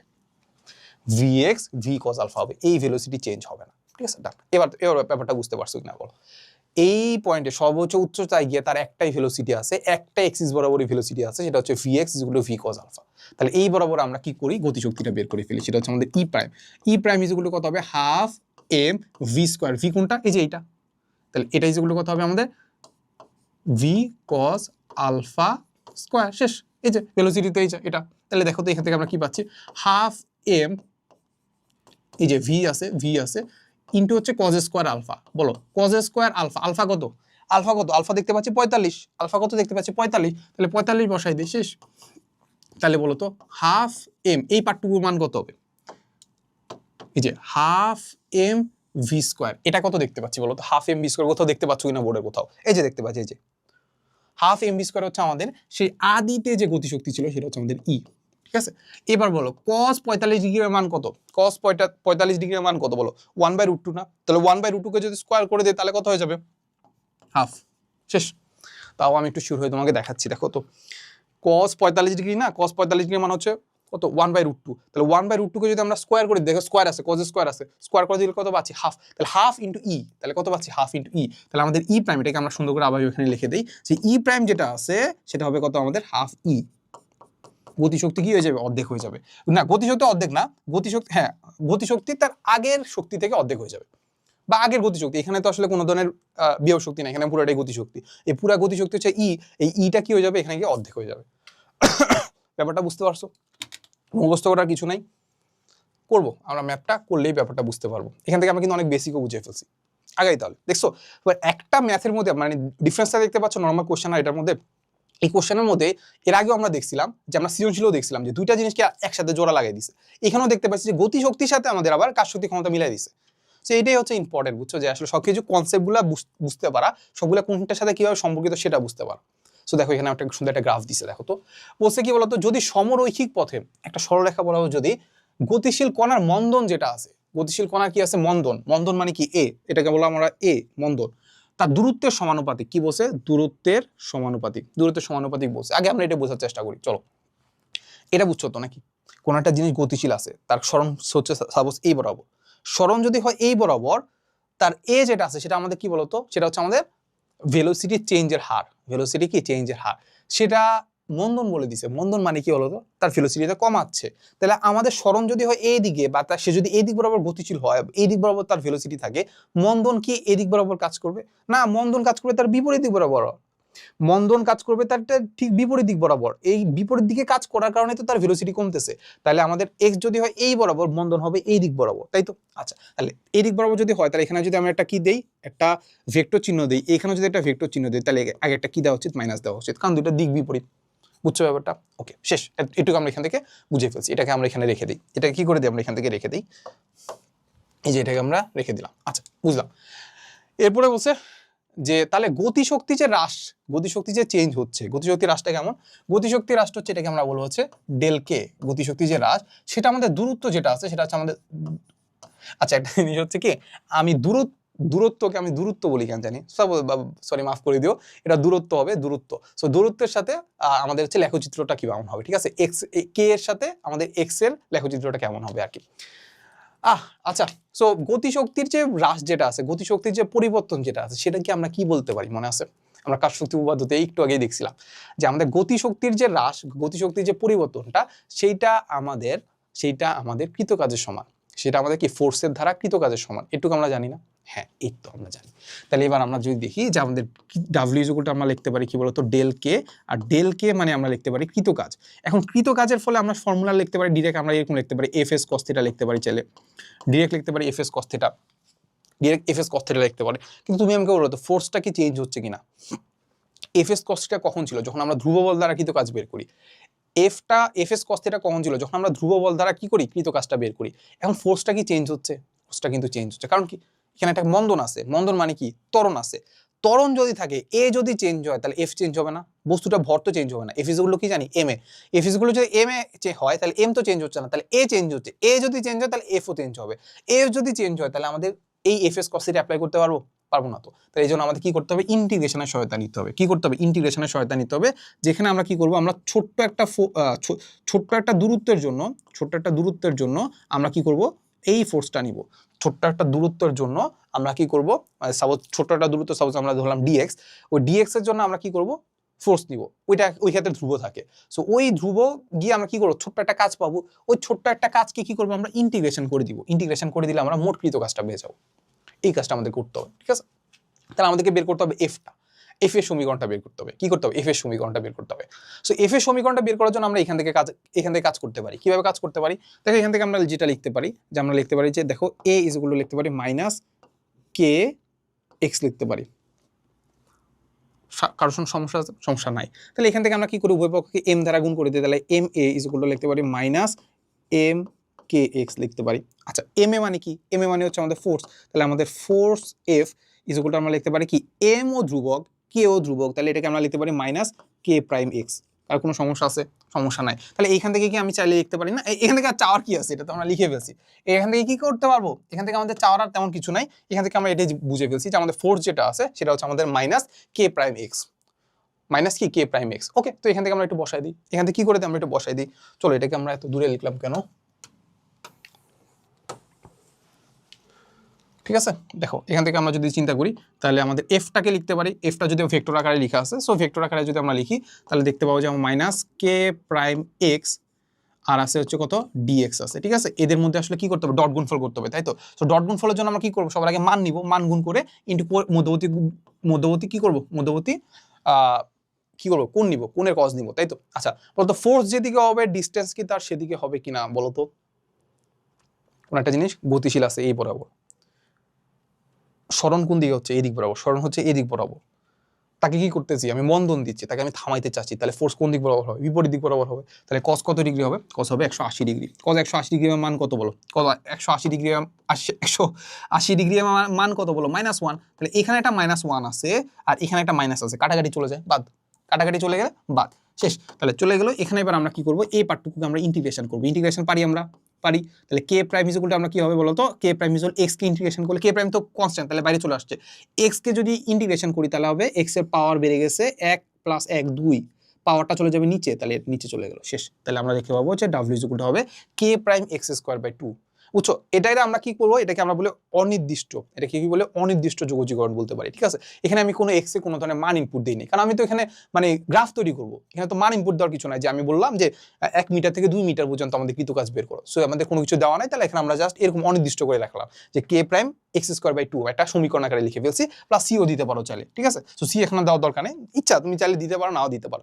তো যাই হোক, সো এখান থেকে আমরা এই সমীকরণ যদি পেয়ে যাই, তাহলে আমরা এখান থেকে দেখতে পাচ্ছি কে প্রাইম একটা কনস্ট্যান্ট, হাফ যেটা আছে সেটা একটা কনস্ট্যান্ট, তাহলে এখান থেকে আমরা পাবো যে W is proportional to x square. কৃতকাজ যেটা আছে সেটা আমাদের স্মরণের বর্গের সমানুপাতিক, কৃতকাজ যেটা আছে সেটা আমাদের স্মরণের বর্গের সমানুপাতিক। পাচ্ছি কি বলো, কৃতকাজ যেটা আছে সেটা আমাদের স্মরণের বর্গের সমানুপাতিক, তাহলে সমীকরণ কোনটা হবে বলো, মানে সরি লেখচিত্র কোনটা হবে, এমন নাই যেটা না এই যে, হ্যাঁ। সো এটা আসলে আমাদের বলে দেওয়ার কিছু নাই, এইটা তো আমরা জানি, এটা তো কোনো একটা কনস্ট্যান্টের সমীকরণ। আর এটাও এমন হইতে পারে, মানে এটাও হইতে পারে, এটাও হইতে পারে। এখন এটা একটা মানে কি বলা যায় যে ডিবেটের বিষয় আছে যে তুমি খ দাগাবা নাকি গ দাগাবা। ঠিক আছে, সো এই ক্ষেত্রে তোমরা যদি কোনিক্স পড়ে থাকো, কোনিক্সের ক্ষেত্রে আমরা যেটা দেখি যে suppose Y square is equal to আমরা দেখতে পাই যে 4ax, তাই তো এরকম এরকম সমীকরণ দেখতে পাই না যে কোনিক্সের ক্ষেত্রে। সেটা হচ্ছে আমাদের কি বলতো, সেটা হচ্ছে আমাদের পরাবৃত্ত, তাই তো, হ্যাঁ পরাবৃত্তের সমীকরণ, পরাবৃত্ত তো এইটাও, পরাবৃত্ত তো ওইটাও, কোনটা দাগাবা বলো। সো এটা ক্ষেত্রে একটা ভালো ওয়েটা কি, সেটা হচ্ছে আমরা যেটা দেখতে পাবো যে একঘাত যেটা আছে তার দিকে হয়, একঘাত যেটা আছে সেটা তার দিকে হয়। তাহলে এইটার যে গ্রাফটা যেটা আছে, আমি যদি ম্যাথের টিচার না, ম্যাথ অনেক আগে করছি, তো যাই হোক আমরা একটু যদি দেখি, তাহলে এটা সমীকরণটা এমন হবে যে সাপোজ এক্স হচ্ছে একঘাত না, এক্স হচ্ছে একঘাত, তাহলে একঘাতের দিকে হবে, একঘাতের দিকে মানে হচ্ছে এই একঘাতের দিকে, এই যে এক্স এর দিকে হবে, এক্স হচ্ছে এটা হচ্ছে আমাদের ওয়াই, তো এই এক্স এর দিকে হচ্ছে এটা চলে যাবে, এক্স এর দিকে কি এটা চলে যাবে। আর যদি এই গ্রাফটা, এই সিম্পল গ্রাফটাই যদি আমাদের এমন হইতো যে x square is equal two হইতো আমাদের 4ax, x square is equal two 4ax যদি হইতো, তাহলে গ্রাফটা কেমন হইতো বলো তো, তাহলে এই কি করলাম 4ay যদি হইতো, তাহলে এটা কি হইতো, ওয়াই এক্সিসের দিকে হইতো, কি হইতো ওয়াই এক্সিসের দিকে হইতো, তাই তো। তাহলে ওয়াই এক্সিস কোনটা, ওয়াই এক্সিস হচ্ছে এইটা, তাহলে আমাদের এটা হইতো আমাদের এরকম হইতো। ঠিক আছে, এখন তুমি বলতে পারো নিচের দিকে হইলো না কেন, যদি এটা আগে এটা মাইনাস থাকতো না তাহলে নিচের দিকে হইতো, আবার এটার আগে যদি একটা মাইনাস হইতো না, যে -4ax এরকম যদি একটা সমীকরণ, মানে এটা কি আদর্শ সমীকরণ যদি হইতো -4ax, তাহলে এক্স এর বিপরীত দিক হইতো, এই দিক বরাবর হইতো। ব্যাপারটা বুঝতে পারছো? হ্যাঁ, তো এখন আমরা বোঝার চেষ্টা করি যে আমাদের এক্স অ্যাক্সিস বরাবর কি আছে আর ওয়াই অ্যাক্সিস বরাবর কি আছে। সো আমাদেরকে যেটা বলছে যে গতি শক্তি হ্রাসের সাথে দূরত্বের, তাহলে আমরা চিন্তা করতে পারি এই বরাবর আছে হচ্ছে আমাদের দূরত্ব, সেটা হচ্ছে আমাদের এক্স, আর এই বরাবর আছে গতিশক্তি হ্রাস হচ্ছে আমাদের ডেল কে। ঠিক আছে, ডেল কে, গতিশক্তি হ্রাস মানে কৃতকাজ আর কি, সো কৃতকাজ হচ্ছে আমাদের এইটা বা ডেল কে। ঠিক আছে, এইটা আর কি। তাহলে এখন আমাকে বলো, আমরা যেটা দেখতে পাচ্ছি এক্স এক্সিস হচ্ছে আমাদের এইটা, এক্স এক্সিস হচ্ছে আমাদের এইটা, এক্স এক্সিস হচ্ছে আমাদের এইটা, আর এইটা হচ্ছে ডাব্লিউ যেটা আছে সেটা হচ্ছে আমাদের ওয়াই এক্সিস, ডাব্লিউ যেটা আছে সেটা হচ্ছে আমাদের ওয়াই এক্সিস। তাহলে এইটা কিসের সাথে মিলতেছে বলো তো, এখানে তো একটা স্কোয়ারও আছে, তাহলে এইটা মিলতেছে আমাদের এরকম একটা সমীকরণের সাথে, এক্স স্কোয়ার যেগুলো আমাদের -4ay এটার সাথে মিলতেছে। বুঝছো কি না দেখো, এটা এই সমীকরণ, এই যে সম্পর্ক যেটা আছে সমানুপাতিক সম্পর্ক, এটা থেকে যেটা বুঝতে পারতেছি যে এক্স যেটা আছে, এক্স এর উপর একটা পাওয়ার আছে, পাওয়ারটা কত 2, তাহলে এক্স স্কোয়ার আছে, আর এটার উপর এক ঘাত, কোনো ঘাতই নাই, তাহলে আমরা দেখতে পাবো এটা তো আমাদের ওয়াই এক্সিস বরাবর আছে, তাহলে এটাকে বলতে পারবো আমরা 4ay এর সাথে তুলনা করতে পারি, কারণ এইটার সাথে কত আছে, কে প্রাইম যে কত সেটা তো আমরা জানি না। সো যাই হোক, সেটাকে আমরা 4 এর মতো চিন্তা করতে পারি, তাহলে x square is equal to আমরা চিন্তা করতে পারি 4ay, তাহলে ওয়াই এক্সিসের দিকে আমরা কি করব, চলে যাব, দেখো এই যে এটার মতো হবে, তাহলে ওয়াই এক্সিসের দিকে চলে যাব, তাহলে আমাদের গ্রাফটা হবে এইটা। ঠিক আছে, তাহলে আমাদের গ্রাফটা হবে গ নাম্বারটা। ঠিক আছে, সো রোজা রেখে কথা বলতে ইচ্ছা করতেছে না, টু বি অনেস্ট। যাই হোক, আগাই আমরা, চলো। আর হচ্ছে সিকিউটা কিন্তু মাস্ট প্র্যাকটিস করা, মাস্ট একদম। বলছে দেখো হাত দিয়ে সোজা উপরের দিকে একটি কত বলছে, এত কেজি ভরের বস্তুকে নিক্ষেপ করতে হলে হাতের যদি এত মিটার সরণ হয়, হাতের যদি কি বলছে এত মিটার সরণ হয়, তাহলে বস্তুটি হচ্ছে 2 মিটার, বস্তুটি হচ্ছে 2 মিটার দূরত্ব অতিক্রম করলে বস্তুটির উপর প্রযুক্ত বল কত হবে, বস্তুটির উপর কি হবে, প্রযুক্ত বল কত হবে। হাত আঁকতে পারি না, সরি, আমরা কি করছি, ধরো এটা আমি হাত, ধরো এটা আসলে আমাদের বোর্ডের মধ্যে আছে, আমি এঁকে বলছি, যাই হোক। সো হাতটা কি করছি, বস্তুটা হাতের উপর আছে, এই যে বস্তুটা হাতের উপর আছে, কি করছে, এটা ফোর্স প্রয়োগ করছি, ফোর্স প্রয়োগ করছি, এটা উপরে চলে গেছে, ফোর্স প্রয়োগ করলে উপরে যাবে না, তাহলে আমি কি করছি, এই বরাবর একটা কি দিছি, একটা ফোর্স দিছি, আবার আমার হাতের যে সরণ যেটা আছে ওই সরণটা হচ্ছে আমাদের এক্স, তাহলে আমি কি করছি, কৃতকাজ করে ফেলছি না? তাহলে কৃতকাজ ইজুগুলো কত হচ্ছে আমাদের, কৃতকাজ ইজুগুলো আমাদের হবে এফ ইন্টু এক্স, আমি কাজটা করে ফেলছি। তাহলে এক্সটা কোনটা এখানে বলো তো, এক্সটা কোনটা? এক্সটা হচ্ছে এই যে আমার হাতের সরণ হয়েছে 0.1 মিটার, এতটুকু আমি কাজ করে ফেলছি। এফটা আমি জানি না, সেটাই আমাদেরকে বের করতে বলছে, ঠিক আছে? ওকে, ডান। এখন যে আমি যে কাজটা করলাম, আমি যে একটা শক্তি খরচ করলাম, এই শক্তিটাকে তাকে কি দিবে বলতো? ওই বস্তুটাকে একটা গতিশক্তি দিবে। ওই গতিশক্তির কারণে সে কি করবে, উপরের দিকে উঠবে। উপরের দিকে তার কি হবে, তার বিয়োগ শক্তি জমা হবে। উপরের দিকে গেলে তার কি হবে, ওই গতিশক্তিটা তার উপর একটা কি কাজ করবে, তার উপর বিয়োগ শক্তি আকারে জমা হবে। তাহলে আমরা কি বলতে পারি না, আমি যে তাকে যে শক্তিটা দিছি ওইটাই তার উপর গতিশক্তি, আর ওই গতিশক্তিটাই যখন সে উপরে গেছে ওইটাই তার বিয়োগ শক্তি। তাহলে এখন আমরা বিয়োগ শক্তিটা বের করতে পারলেই তো আমার কৃতকাজ হয়ে যাচ্ছে। তাহলে এখানে আমরা কি বলতে পারি যে এই যে আমি যে কাজটা করলাম, এই কাজটা ওই বস্তুটাকে কি দিবে, বিভব শক্তি দিবে, mgh দিবে। এইচটা কোনটা, এই যে দেখো 2 মিটার দূরত্ব অতিক্রম করছে, 2 মিটার দূরে গিয়ে থেমে গেছে, এই তো। আর এটা তার বস্তুটার এম, আর জিটা তো এখানে দেওয়া আছে, দেখছো? তাহলে এখান থেকে আমরা চলো এখান থেকে কাজ করি। আমরা এফ ইজুকুলটা আমরা যাব যে উপরে দেখতে পাবো যে mgh, নিচে হবে আমাদের এক্স। তাহলে চিন্তা করি উপরে এম মানে কত, এম মানে হচ্ছে 0.05, জি এর মান হচ্ছে আমাদের 10, এইচ এর মান কত, এইচ এর মান কত 2 মিটার, সরণ কত, সরণ হচ্ছে আমাদের 0.1। তাহলে আমাদের এফ ইজুকুল কত পাচ্ছি দেখি তো। আহা, এই লাইটটা যে বারবার ডিস্টার্ব করতেছে। 0.05 ইন্টু হচ্ছে 10 ইন্টু 2 ভাগ হচ্ছে আমাদের 0.1। তাহলে আনসার পাচ্ছে একদম 10 নিউটন। কত পাচ্ছে, একদম হুবহু মিলে গেছে, 10 নিউটন, 10 নিউটন, ঠিক আছে? ওকে, ডান।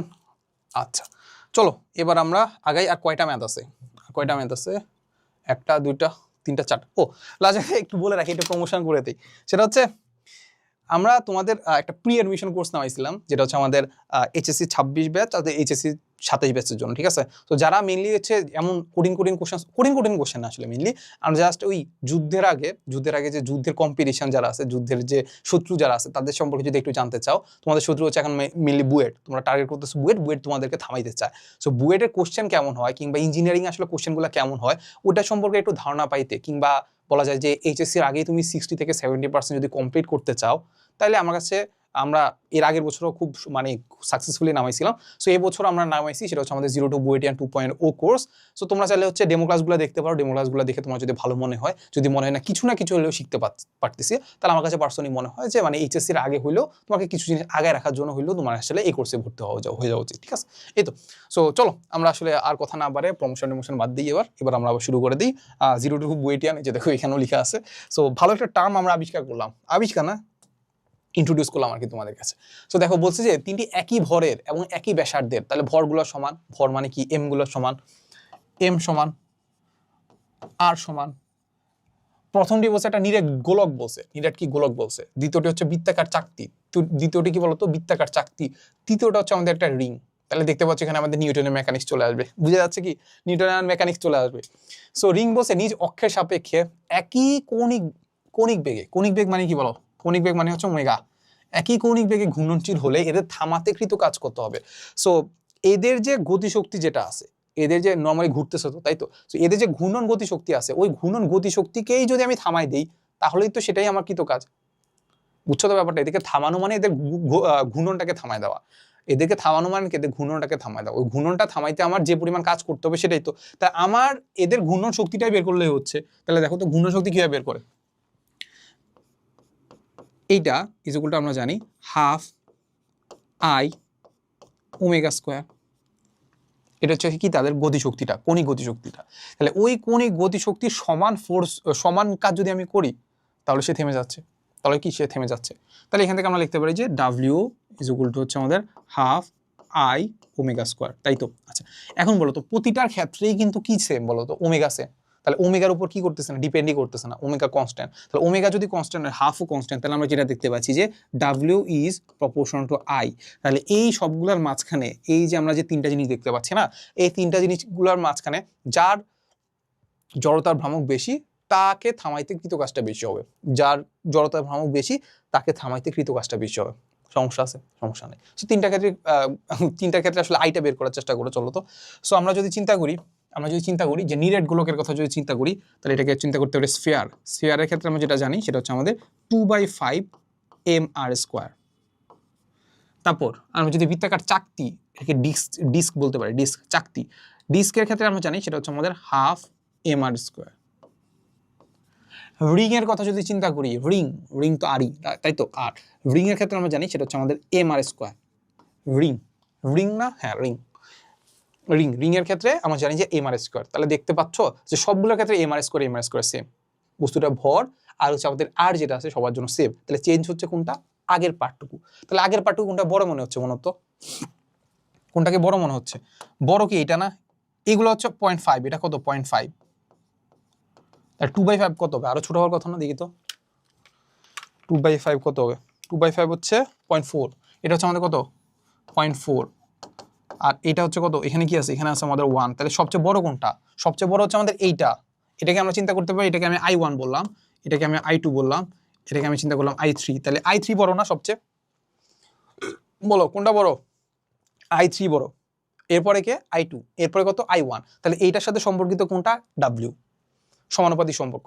তাহলে I3 যদি বড় হয় তাহলে W3 বড়, ঠিক আছে, এই হচ্ছে কথা। তাহলে আমাদের W3 বড়, এরপর W2, এরপর W1, W3 বড়, এরপর W2, এরপর W1, W3, W2, W1, ডান, ঠিক আছে। আগে চলো দেখো, বলছে যে স্পন্দনশীল যে স্প্রিং আছে তার গতিশক্তি আসলে বেশি কোথায় হবে। তো খুব সিম্পল কথা, এটা আসলে আমাদের করারও দরকার নাই। সর্বোচ্চ সম্প্রসারণ যখন হইছে একদম সবচেয়ে, দেখো এটা স্প্রিং কি করে বলতো, দুলতে থাকে না, দুলতে থাকে। আচ্ছা, তো আমি একটু এঁকে দেখাই। তো এটা হচ্ছে স্প্রিং, হচ্ছে আমাদের এইটা,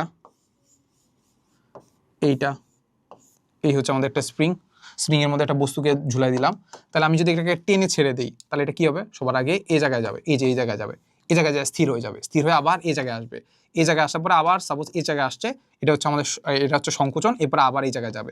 তো যখন সর্বোচ্চ সম্প্রসারণে আসে তখন তো তার গতিশক্তি জিরো হয়ে যায়, গতিশক্তি জিরো হয়ে যায় না, তো তখন তো তার আসলে আমাদের গতিশক্তি তো থাকারই কথা না, আমাদের ভেলোসিটি জিরো হয়ে যায়। আবার সর্বোচ্চ সংকোচন যখন আসে তখনও তার কি হয়, ভেলোসিটি জিরো হয়ে যায়, তখনও গতিশক্তি জিরো। আর স্থির অবস্থাতে তো গতিশক্তি নাই, গতিশক্তি নাই, তাহলে অবশ্যই হবে মধ্যম অবস্থায়, একদম মাঝ বরাবর যখন থাকে তার ভেলোসিটি সবচেয়ে বেশি থাকে। সো এইটার ডিটেলস আমরা একাডেমিক ক্লাসে একদম ভালো করে তোমাকে বুঝাই, সেই কারণে আসলে আমি একদম আর ডিটেলসে তোমাকে বুঝাইলাম না, ঠিক আছে। এটা যদি না পারো তাহলে লজ্জা, তাহলে এটা হবে কি হবে, তাহলে হবে মধ্যম অবস্থায়, ঠিক আছে। আগাই চলো, আমরা লাস্ট মনে হয় আরেকটা কোশ্চেনই বাকি আছে, সো এই একটা কোশ্চেন আমরা সলভ করে দিই, আমাদের কাজ শেষ। একটা না নাকি, আহা একটা না, আমাদের আসলে দুইটা কোশ্চেন বাকি আছে। সো দুইটা কোশ্চেনের মাঝখানে চলো আমরা এটাকে একটু করার চেষ্টা করি। সো এখানে আমাদেরকে কি বলে দিছে দেখি তো, আমাদেরকে আচ্ছা সরি আমার একটু প্রবলেমের কারণে হচ্ছে একটু বাইরে যাইতে হয়েছে। তো যাই হোক, আমরা যেটা বলতেছিলাম যে আমাদেরকে একটা সুন্দর একটা ম্যাথ দিছে, সুন্দর একটা ম্যাথ বলতে আসলে আমাদেরকে বলে দিছে যে ভূমির সাথে আমি কি করছি, 30 ডিগ্রি কোণে একটি 10 মিটার পাইপ দিয়ে প্রতি মিনিটে এত কেজি পানি উপরে তুলে এত মিটার পার সেকেন্ড বেগে ছুঁড়ে ফেলা হচ্ছে, ঠিক আছে।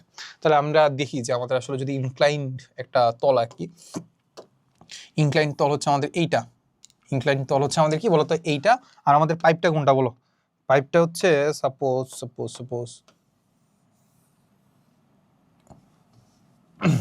এই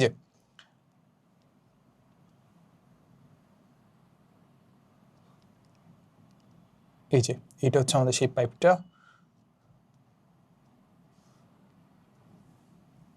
আরে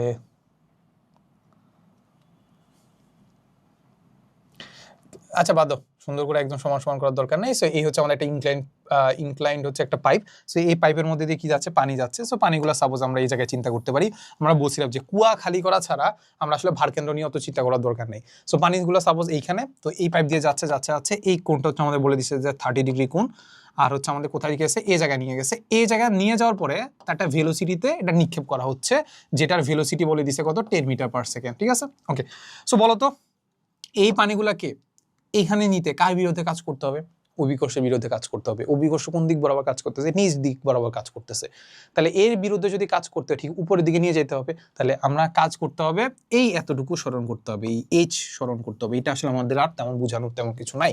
তাহলে আমাদের কাজ করতে হবে কি বলতো, mgh বিভব শক্তির সমান কাজ করতে হবে অভিকর্ষের বিরুদ্ধে, ঠিক আছে। আচ্ছা, এরপর একটা কাজ করতেছি, তাকে একটা ভেলোসিটিতে নিক্ষেপ করতেছি, তাহলে সেইখানে একটা কিছু কাজ করতে হচ্ছে, সেটা হচ্ছে আমাদের 1/2 mv² এর সমান, ঠিক আছে।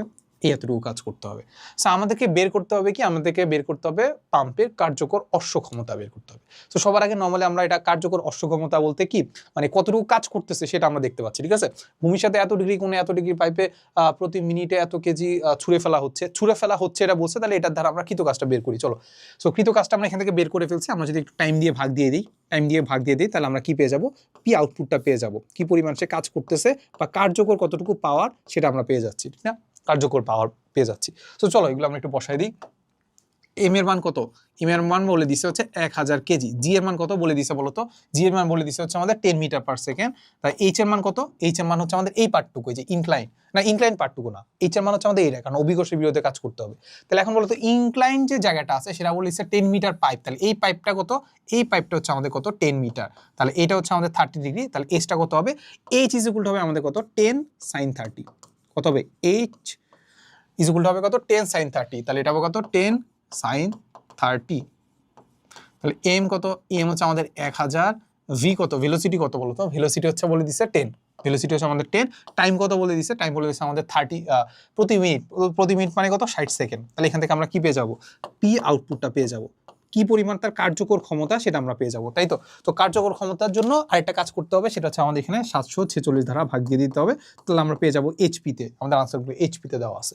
তো চলো আমরা একটু করি। উপরে হচ্ছে আমাদের 1000 হচ্ছে ইন্টু 10 ইন্টু হচ্ছে আমাদের 10 ইন্টু সাইন 30 প্লাস হচ্ছে হাফ, এম হচ্ছে আমাদের 1000 আর ভি হচ্ছে আমাদের 10 স্কোয়ার ভাগ হচ্ছে আমাদের 60, তাহলে ইন্টু 746, তাহলে আনসার পাচ্ছি হচ্ছে 2.23 এইচপি। এত আনসারটা মিলে কিনা দেখো তো কোনটা, আনসারটা কিন্তু মিলতেছে না, আনসারটা কি করতেছে না, মিলতেছে না। আচ্ছা এখানে একটা প্রবলেম আছে বুঝছো, এটা কিন্তু আমরা কি বের করছি বলতো, আমাদের কতটুকু আসলেই কাজ করতেছে, এটা হচ্ছে আমাদের কার্যকর ক্ষমতা, বাট আমাদেরকে জানতে চাই যে কার্যকর অসম্মতা, এটাই তো বের করলাম। বাট আমার কাছে পার্সোনালি মনে হয়েছে যে এখানে আসলে আমাদেরকে কার্যকর অসক্ষমতা বের করতে বলে নাই, এখানে আমাদেরকে বের করতে বলছে অশ্ব ক্ষমতা, বের করতে বলছে কি অশ্ব ক্ষমতা, যে এইটা আসলে পাওয়ারটা কতটুকু আসলে প্রদত্ত ক্ষমতা কতটুকু দিতে হবে, কিংবা আসলে যেই আমাদের যে মোটর যেটা আছে ওইটার আসলে পাম্প যেটা আছে ওই পাম্পের আসল ক্ষমতাটা কত, আসল ক্ষমতা বলতে আসলে মানে গায়ে কতটুকু লেখা আছে, ঠিক না। দেখো আমরা যদি দেখি যে একটা জিনিস দেওয়া আছে যে 30% শক্তি নষ্ট হয়ে যায়, 30% শক্তি নষ্ট হয়ে যায় মানে কি 70% কাজ করে, 70% কাজ করা মানে হচ্ছে ইটা ইজ ইকুয়াল টু হচ্ছে আমাদের 70%, তাই না। ইটা ইজ ইকুয়াল টু যদি 70% হয়, এটা ইজ ইকুয়াল টু আমরা জানি যে পি আউটপুট কার্যকর পাওয়ার ভাগ হচ্ছে আমাদের পি ইনপুট প্রদত্ত পাওয়ার। সো আমরা যদি প্রদত্ত পাওয়ার যা বা এটা গায়ে যে লেখা আছে অশ্ব ক্ষমতা ওইটা যদি বের করতে চাই, এটা ইজ ইকুয়াল টু হবে আমাদের পি আউটপুট যেটা আমরা বের করছি ভাগ হচ্ছে 70% মানে হচ্ছে 0.7। তাহলে এই যে দেখো এই আনসারটাকেই আমি যদি 0.7 দ্বারা ভাগ দিয়ে দিই তাহলে পেয়ে যাবো 3.19 এইচপি, এন্ড এইটা কিন্তু মিলতেছে, দেখো এইটা কিন্তু মিলতেছে। সো আমার কাছে পার্সোনালি মনে হয়েছে আনসারটা মানে কোশ্চেনটা ভুল দেওয়া আছে, সেটা আমাদের কার্যকর অসক্ষমতা না বলে শুধু অসক্ষমতা বলা উচিত ছিল। সেটা আমাকে কমেন্টে জানাও যে তোমাদের কাছে কি মনে হচ্ছে, কারণ আমাদের কার্যকর যেটা কাজ করছে ওটা তো আমরা বের করে ফেলছি, বাট এই যে পি ইনপুট যেটা সেটা তো আমাদের কার্যকর ক্ষমতা না, এটা আমাদের কি বলতো, এটা আমাদের প্রদত্ত ক্ষমতা, ঠিক আছে। সো এটার আনসারটা আমাদের মিলে, সো এটা আমাদের একটু দেখো আর কি। সো এরপরে আমাদের আরেকটা কোশ্চেন দেওয়া আছে, দেখো তো বলছে এটি বস্তুকে 20 মিটার উচ্চতা হতে পড়ে গেলে মাটিতে ধাক্কা লেগে পুনরায় 5 মিটার উপরে উঠছে। মানে তো জানি, সাপোজ আমরা চিন্তা করলাম যে এই হচ্ছে একটা ভূমি,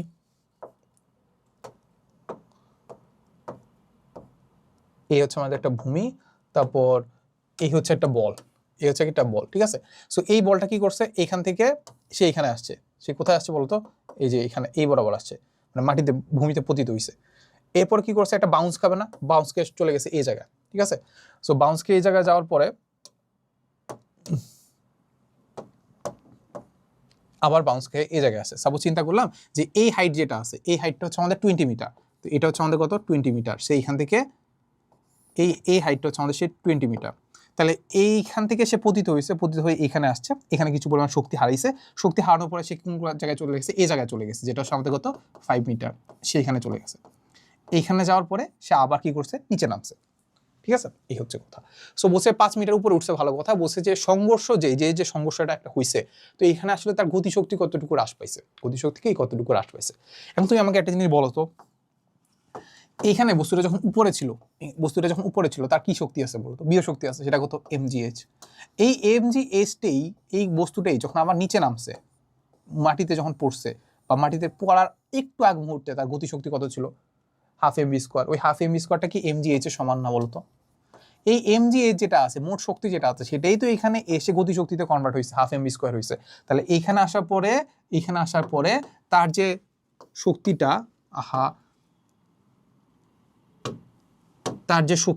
তার যে গতিশক্তিটা, সেটা হচ্ছে আমাদের সাপোজ K1 আমাদের হাফ এমভি স্কোয়ার। ওই হাফ এমভি স্কোয়ারটাই আমাদের কত হবে, আমাদের এমজিএইচ। এইচ মানে কত, এইচ মানে হচ্ছে আমাদের 20, এই 20 মিটারের সমান। ঠিক আছে, একটু কারো কোনো সমস্যা আছে? সমস্যা নাই। আচ্ছা, এরপর কি করছে, সেটা এখান থেকে সংঘর্ষে এখানে কিছু পরিমাণ শক্তি হারাইছে, এখানে কিছু পরিমাণ কি শক্তি হারাইছে, ওইটা আমরা পরে বের করবো। ঠিক আছে, শক্তি হারানোর পরে সে কি করছে, আবার এইখানে উঠছে। কোথায় উঠছে? এইখানে উঠছে। এইখানে তার মোট শক্তি হচ্ছে আমাদের আবার mgh × 5 এত। এখন এইটা তার হচ্ছে কি বলতো, বিভব শক্তিটা। এই বিভব শক্তিটা সে যখন আবার এইখানে নামছে, এই বিভব শক্তিটাই কিসে কনভার্ট হয়েছে, গতি শক্তিতে কনভার্ট হয়েছে। এখানে আসার পর তার গতি শক্তি কত হবে, সেটাকে আমরা বললাম K2। K2 মানে কি, মানে কাইনেটিক এনার্জি আর কি। K2 মানে হচ্ছে আমাদের হাফ এম, এটাকে বললাম আমরা সাপোজ ভি প্রাইম স্কোয়ার। এটা যেগুলো কত হবে আমাদের mg 5 এর সমান। তাহলে ব্যাপারটা বুঝতে পারছো, সে এইখান থেকে এইখানে যখন নামতেছিল তার গতি শক্তি ছিল হাফ এমভি স্কোয়ার, বা এটাকে আমরা বলতে পারি mg × 20। আচ্ছা, এখান থেকে কিছু পরিমাণ শক্তি হারাইছে। শক্তি হারানোর পরে তারপর উপরে উঠছে, উপরে ওঠার পরে আবার যখন নিচে নামছে, তখন তার মোট শক্তি দেখতে পাচ্ছি আমাদের mg × 5। তাহলে ডিফারেন্সটা কত, ডিফারেন্সটা আমরা এটা থেকে এটা বিয়োগ করে দিলেই হচ্ছে। তাহলে এতটুকু তার কি হচ্ছে, নষ্ট হচ্ছে, বা কি হচ্ছে, গতিশক্তি হ্রাস পাইতেছে। তাহলে এই হ্রাস পাওয়ার পার্সেন্টেজটা বের করতে হবে। ঠিক আছে, সো দেখো আমরা গতিশক্তির পার্সেন্টেজটা যদি বের করি, তাহলে আমাদের হবে আমাদের কাইনেটিক 1 - কাইনেটিক 2। এটা কি পাইছি, কতটুকু গতিশক্তি হ্রাস পাইছে কার সাপেক্ষে, প্রথমে যতটুকু ছিল, ইনটু 100%। ঠিক আছে, সেটা আমরা বের করার চেষ্টা করি। চলো, উপরে হচ্ছে আমাদের K1 মানে কত, এটা হচ্ছে mg × 20। তাহলে mg ইনটু কত হবে 20, আর মাইনাস হচ্ছে K2 কত দেখতে পাচ্ছি, mg × 5। তাহলে কত হচ্ছে আমাদের mg ইনটু কত হবে 5, ভাগ দিব কত দ্বারা, ভাগ দিব হচ্ছে আমাদের K1 কত দেখতে পাচ্ছি, K1 দেখতে পাচ্ছি mg × 20, mg ইনটু কত হবে 20 ইনটু হচ্ছে 100%। দেখো mg কিন্তু কাটা যায়, mg কিন্তু কি কাটা যায়, mg যদি কাটা যায়, এই যেগুলো সবগুলো কাটা যাবে।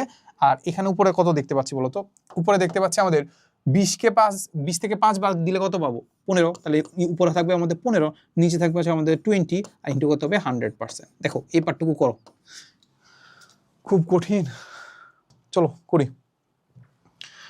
20 আর 100 কাট 5, তাহলে 5 15 কত হবে, 5 5 25, 7 আছে কত 2, 5 1 5 75। তাহলে আমরা দেখতে পাবো 75। তাহলে 75% আমাদের কি হয়, একবার ড্রপ খাইলে আমাদের কি হয়, শক্তি হ্রাস পায়। 75% শক্তি হ্রাস পায়। ডান, শেষ আমাদের আজকে নর্ডেম কলেজের যে কুইজ। প্রথম কোন রাউন্ড আমি জানি না, আমাদের যে কাজ শক্তির ক্ষমতার যে পার্টটুকু ছিল সেটা আমরা এখানে করে ফেলছি।